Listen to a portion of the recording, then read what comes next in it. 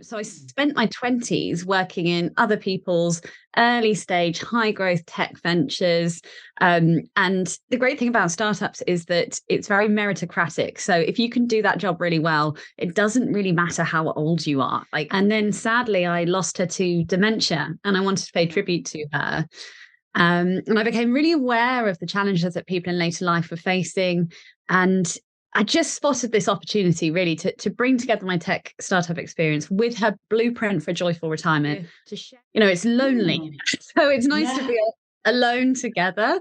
And I'm part of this amazing founders community that has honestly changed my life. And spending time with them is very energizing. And then I love as well to read some of the stories of the entrepreneurs who have now, built brands that have become household names. If you're formulating your messages in the right way, then you will get pickup and you can start those kind of partnerships from nothing at all.